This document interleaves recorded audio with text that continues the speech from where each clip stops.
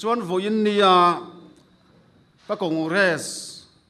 tho pui te ma a le zoram mi pui ma a ka soidu chu hei tun ma chuan hindut wa thlipui alo tle don kan ti hian le lam polten in soi thai na mai mai ani ti in min ron chang le thuai thin ani amar chu tu na hian he hindut wa thlipui hi in soi thai na satlia ani to lo ti hi atakin kan huwa kan tonga tuna po khan kan president zaum takin hindut wa thlipui chungchang aron soi ani sarkar thil ti poimo function aum chuan vande mataram hi janak gana mana national anthem kan sakma in sakzia to turani ti hi January somni pariat kumin khan sarkar lai puin thupe khau zet mai aron chua ani national song ani a sak apoi lawang chu ti tu po an lo mai thei tun ma pu ne ru ata hun laya vande mataram chang ni chia national songa an pom hun lai khan ni se chuan apoi love ati thei ani amara chu tu na chuan minute thum le second som chunga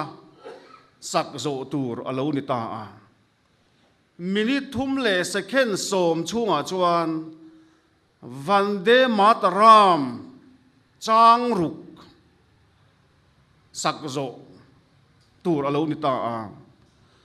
chu ta chuan chang nga na chuan hindu pathian durga fakna le ama chi bai buk na atel tlat to ani chu wang chuan tun ba a in soi thaina mai mai ani kan lo ti thin kha he sarkar lai pui thu pe khian aron thiat ta chat mai ani kan chief minister po ko ran upa ania mania function poimo tak he la an play na hian hindu pathian durga fakna le ama chi bai buk na kan chief minister poi ading ani chu tiang chuan sarkar thupek mangin zoin an pathian fakna atel lo theilowa min siam hi he central BJP thu nei dan thuaya hian a thleng fo don ani kan ko ran tan po hian hei hi en liam mai chi ani talo top mai ka ti ani chu kan ko ran hruai tu te po hian ngun takin min lo ngai ven sak teu he thil hi tuna hian mi zo thalai tam tak te chuan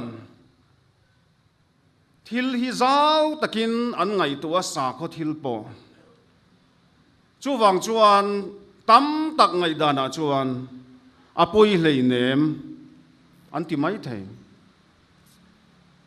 revival speaker te kal khom na po revival speaker then khat chuan ke chu poi ka ti reng hlei nem kan mel pa setan hming po hi kalam jing em antia ma se pathian lena an trong traya setan ne tura an trong trai le hindu pathian durga fakna le ama chu bai buk na kan soi dan hi chu asang dai ani chu tiang a ril ru zau tak puwa lo don son chi ani hau lovani chu tiang chu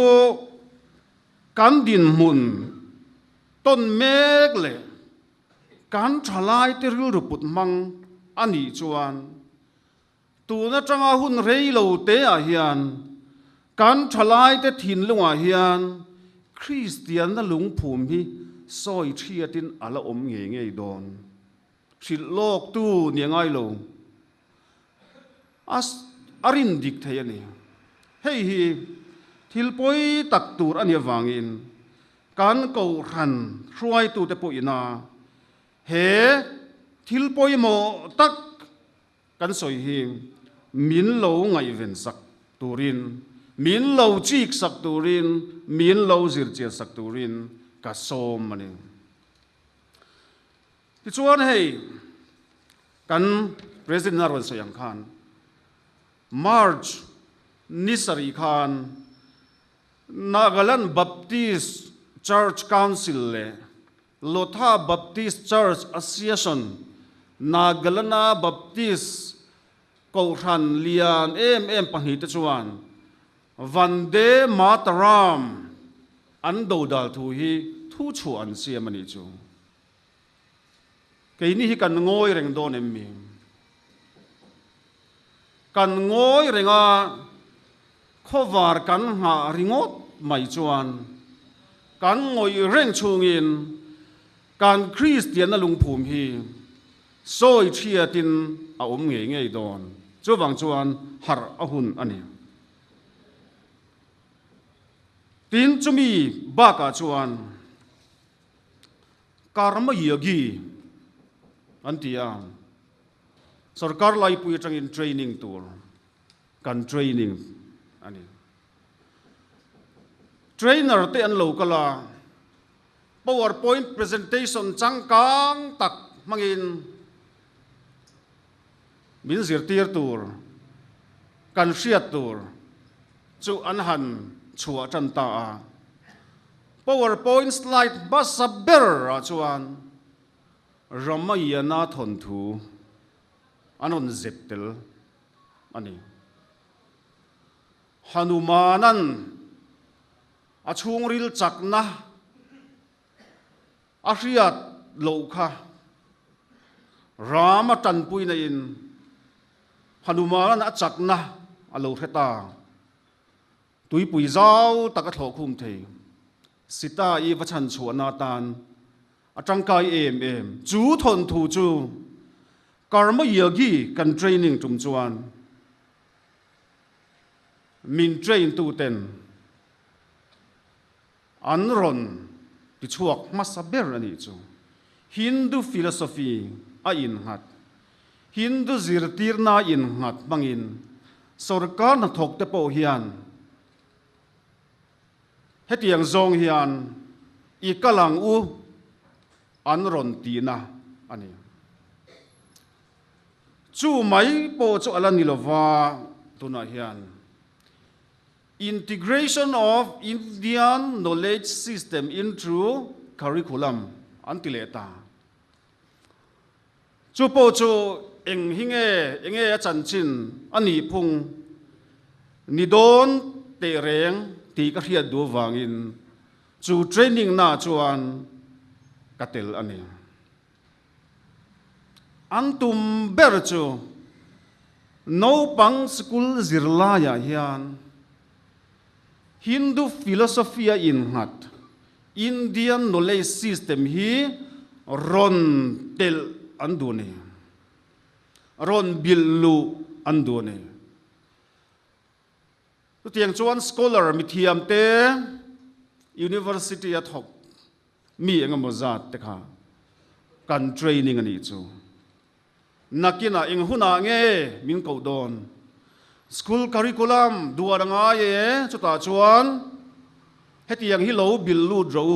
anti hun te po alat heng don ti na ni chu tiang huna tan chuan min buat sai ni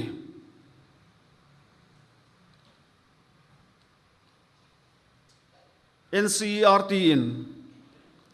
aron duanga tribal knowledge tribal fiat na ing mo chen chu in lo zep ve thayang ma se in ti dang lam thei chuan apum puya za som panga apel tur mi lo te pon ron tiang tuna hin za som panga aya tam hi an syllabus ron buat sai nuya hian khoi dang lam thei ani to lo chu tiang hun chu tuna kan ton mek ani a mizo Christian ten kan buan mek hi hindut va thipui ani politics sa chuan chu hindut va thipui keng tu chu central BJP hin ni sarkar tharui nen antranga chu wang chuan mizo Christian officer tam tak tan chuan kati ve lo nge lo ti ngot thei ani lo chu kan chief minister nge po chu Vande Mataram minute thum le second som chunga sakzo tur chunga Hindu pathian Durga fakna le chibai buk na sakna ading to ni Asia emo khelo IPS officer ania ama zui tu te chuan an ngai sang ema goa hipi zinga po lo tal hrep to nia hetiang te chu a hredon lituk ma se ading ve Hindu pathian Durga fakna le chi bai buk na Vande Mataram la in zepa hian kan chief minister kan ko ran upa hi ading ve ani a video po omvek Durdarsanina Mizoram University convocation a kovara khan ala omvek atantira khan ala omvek chu tiang chu an din mun ani ti chuan tuna Jiram ji anon tileta ni chu hei hi chu kan Christian na lungphum soi thiat tur le thing tlang mi te ei bel ber man rega ti chetur hian a tha em mai ani chu hei man rega hi mithiam ten an zir cheng ani chu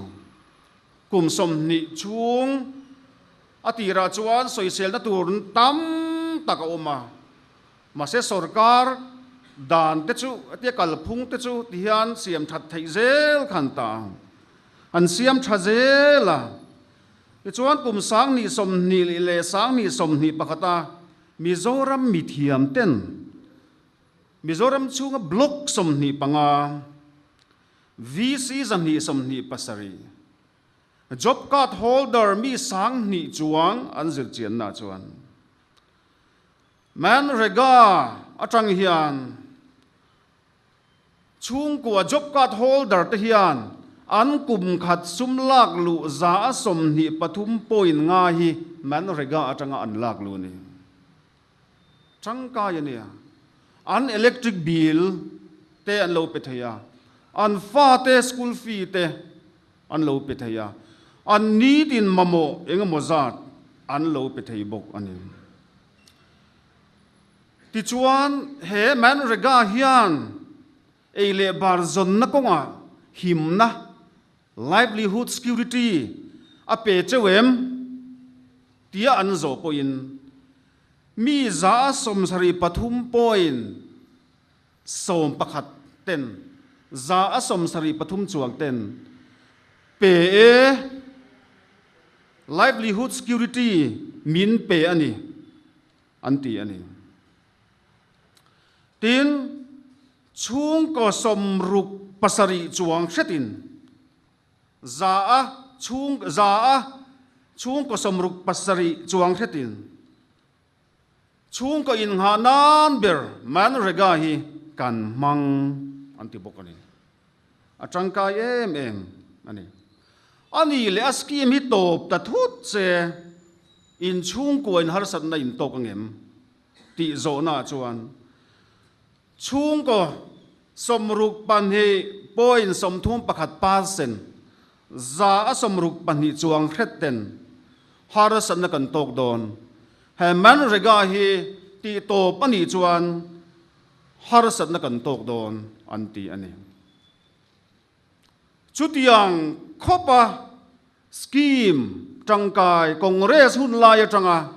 trăng cài Covid khipui len lai huna India thing tlang economy khai chuak tu Manrega hi an siam thadu tak ani chuan siam that tur po omang ma se siam that ber kha a system siam that ber kha an thu puya ni lova an thu pui ber cho a ming tha ka Hindu pathian ming ze tel hi ni hu chon thu puya ni siam thadu se chuan hei aya siam that dan polo mani Manrega kha ma se kha ka an thu pui ber ani lova an thu pui ber chu he in lo na kalphunga hian tu te poina an lam lo thei lovin Hindu pathian ming zetel an duani ha ka an number 1 an agenda number 1 ani wangin remlo devin Viksit Bharat tite an hantela chuan sarkar official notification apo G Ram G an tingat ani wanglai ni in tum khat kha VB Gram G ati mase sarkar lai pui official notification apo VB hyphen G Ram G ani kan tlang au ten kho chung tlang au na Hindu pathian ming hi tu te poina an hriat thei turin an la lam don chu tiang chon min nuai ani kan buan te hi ti sa le ti sen an ringot lo tharau tel tlat mai chu wang chuan mi zo Christian te po hian party feeling da thain hetiang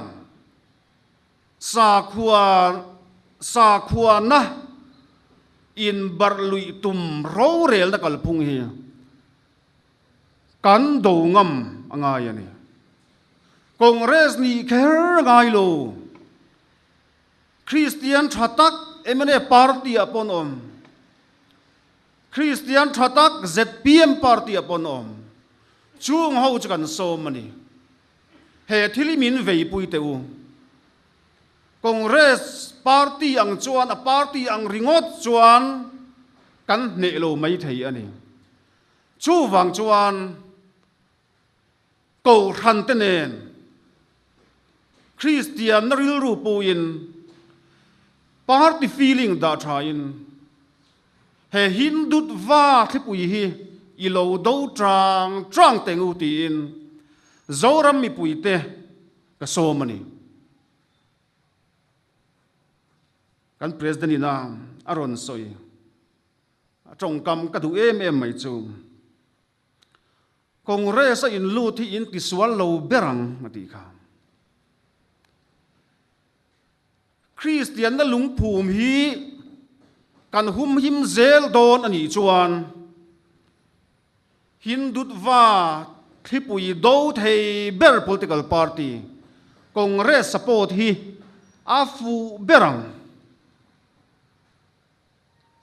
kan tual tro party 10 central BJP an do ngam lo tun tum assembly house apo khan thut khom house thut khom apo khan Vande Mataram du lo na motion te po putlu na huna tam ni tu kania he le kha om ve kan chief minister in tun na ya thiam takin ron clip moi le Chief Minister Henaron Theng Lowati, Maset, the Chief Secretaries, Theng Vek CS Kuta, Theng Vek, Kan Chief Minister Thusoi, Ania Wangin, Oi Lo Chin Hine Izok Tur Monita O Katitani Chu. Kan Net a Theng Lowati Ka, Oi Chiang Tin. In zot teng u zoram mi puite in zot teng u chu mi kan soi du na chan chu CM thut thleng hi aza om ani Chief Minister thut thleng hi za om ani bu ho la te hun lai khan chief minister thu thlen kha za takin an vonga cabinet meeting room te ten ama office room te kha CM an yawang ama chau a thut theina thut thlenga omani kha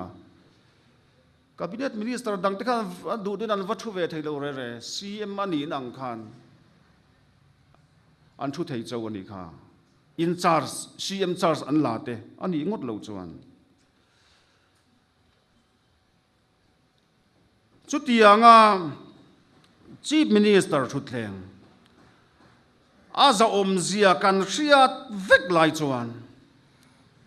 he chief minister thu thleng hi thu bel chian dol lo soi mai na huna achang zo ta emni he hi poi ani kan chief minister chu a minister pakhatin assembly thut khoma unati scheme chungchang aron puan fai kul mayani kha pueb roading liana ZPM sarkar tirin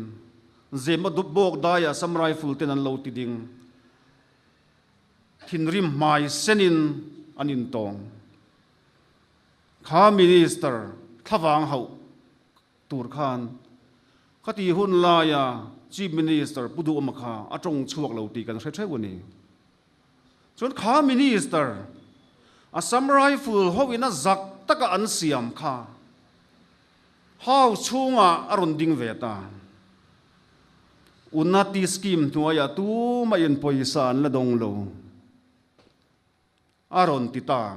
ani kha kan chief minister te chung ko poin unati scheme nuaya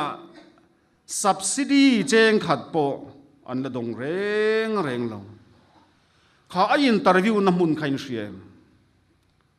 zonet na interview na mun kha zoram kal siamin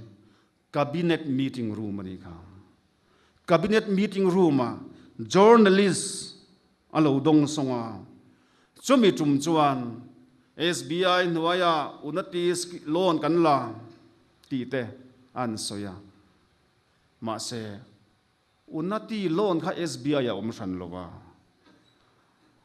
an sum don na tur an sak zo vek ton huwa receipt ten voucher engkim mai an sen so te an han khon kho manga chunga tang chuan subsidy za somnga an la deal don chau ani tourism department official ten buai hle mai han soi fi saka ma se nodal agency an nilo tourism department asoi fi atu kha nodal agent an nilo nodal agency an nilo industry and commerce minister in aron puan fighter kel mai ani kha chuan ZPM sarkar noya hian CM thut theng hi kan ti bor bang zo ta emni pu hola te khan mimala ama an beina in soifia turin CM thut theng amang ngai lo fin fia thai vek ani politics sa in beina tam takki kan pumpel thai lo ma se kan in soifia na mun chu aron soi party office aten ron soi fi thin tro cabinet meeting room an mangai lo puzaram thanga khan a sarkar tirin CMO chief minister office meeting hall pakhat kha abad day lomna na mang antla tram khat bak andai talo pudu aman tuna mimal taka ain soi fiana thut thleng atan chief minister thut thleng zaom takchu amang heya poi kati assembly debate kan en chuan mani veizong soina na lo chuak ta an assembly house chunga ruling an ne wanga an awrina wang khan an thu soi adikti na ni lo assembly house a chuan rorel turania mi ming te po za taka sam soi thin turani a vek etiquette and manner an zom tu trong kam man lo tur thlengin assembly website a download turin a om vek ani ma se kan assembly debate te chu party in be na puna alo changta apoi khop mai he mi zora mi pui ta hne na assembly debate quality tra pele thei turin congress party hi karin buat sai ne tu tiang tur chuan zora mi pui te po hian